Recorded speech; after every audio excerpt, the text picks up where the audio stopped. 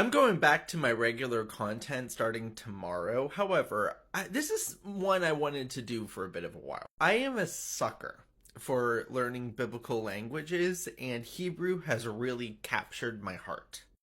But whenever I ponder learning a new language, of which I know several, I do like to go into learning the language with an idea of what to expect.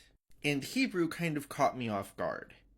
If you know anything about Indo-European languages and you're interested in learning Hebrew, you can flick that away. And that is not a joke. Hebrew was actually the hardest language for me to learn. And I speak, read, and write Chinese, particularly Mandarin. Let me make it very clear. Modern Hebrew and biblical Hebrew are completely different. Is the vocabulary the same? Essentially. Is the grammar the same? Depends on who you're asking. So I'm going to do an overview of how biblical Hebrew works. Let's start with the concept of nouns.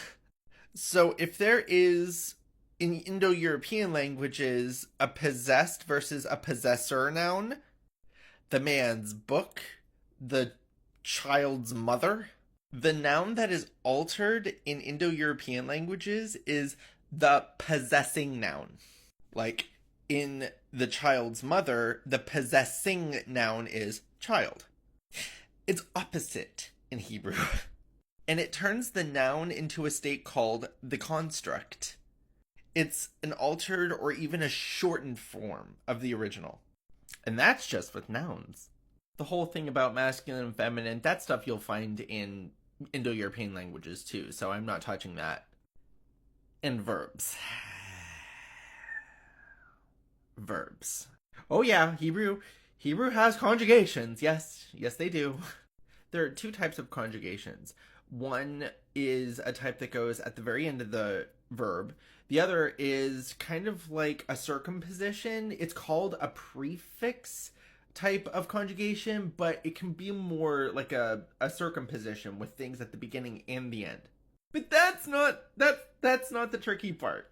Hebrew verbs are put in a type of chart called binyanim, which is the Hebrew word for structures. There are 7 binyanim in Hebrew.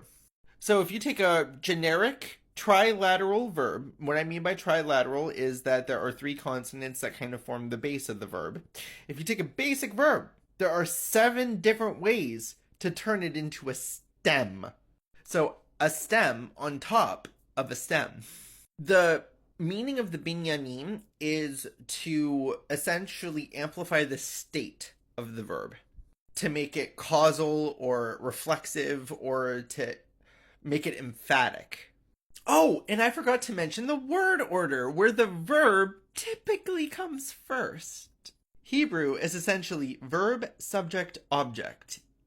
Genesis 1:1 is a perfect example of this. So you have the phrase in the beginning, actually it's at start, or when beginning.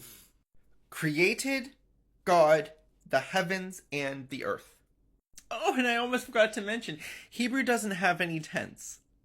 Hebrew is aspectual, meaning your perception of where the verb lies in the timeline can shift. It's like in music where you have fixed do, which is most Indo-European languages when it comes to tense, and movable do, which is kind of how I equate the aspectual verbs.